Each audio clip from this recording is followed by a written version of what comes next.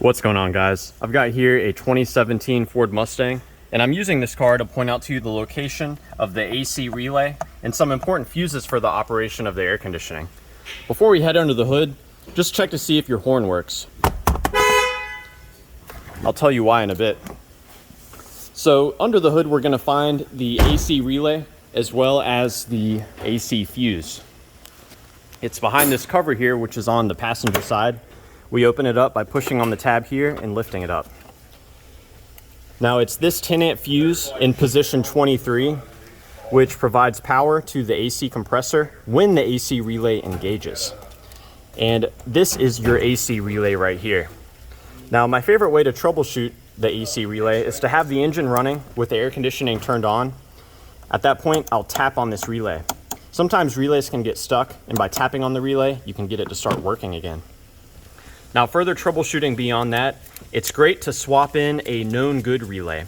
So earlier, I asked you to see if your horn works. Well, if your horn works, you know that your horn relay works. So you can remove the horn relay and put it in the position of the AC relay. If after you make that swap, your AC starts to work, but your horn no longer works, then you know that your original relay is probably no good. Now, there can be a number of reasons why a perfectly good air conditioning system will be disabled. One of the most common ones would be if your car has a check engine light on, if it's running rough. The ECM, the powertrain control module of this Ford, can disable the air conditioning if you have a severe enough check engine light. So check out to see if you have any codes. Now, another thing that can disable your AC is if you are low on Freon. So you can actually check your level of refrigerant, and you can add more refrigerant using this low side port here. Now there's another fuse that's inside the car that I want to show you, but before we do that, I want to give you this troubleshooting step you can do to manually send power to your compressor. Be careful in doing this, as you can cause damage to your car's AC system if it's undercharged or overcharged. Now on this relay where the AC relay goes, if you connect these two pins together, that will result in your AC compressor engaging. You might be able to hear it. And we can see the AC compressor on the front of the engine. And you can tell if it's engaged or not, because when the car is running, an engaged AC compressor will have the front of the AC compressor rotating. You can also see if it engages just by visually looking at it.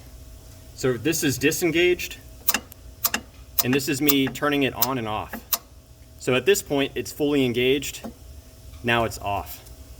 And I'm doing that by just connecting those two pins together that I showed you. Now there's one other fuse I want to show you. It's inside the car, and it's very important because it provides power to your control unit. So that's the actual area with all the buttons and everything that allows you to turn the AC on or off. So it's going to be down here. We open this up by first pulling the front towards us, and it will pop out. Now we have to lift this trim piece up. There are a number of hooks that connect it. So now it's lifted up and I can pull it out. Those are what the hooks look like where it hooks into the other trim piece. And the fuse in here for you to check is in position 12.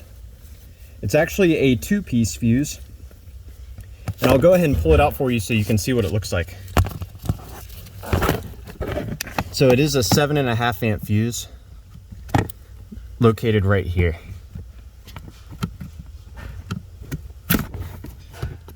So yeah, definitely check this out. You'll want to make sure that both sides are intact.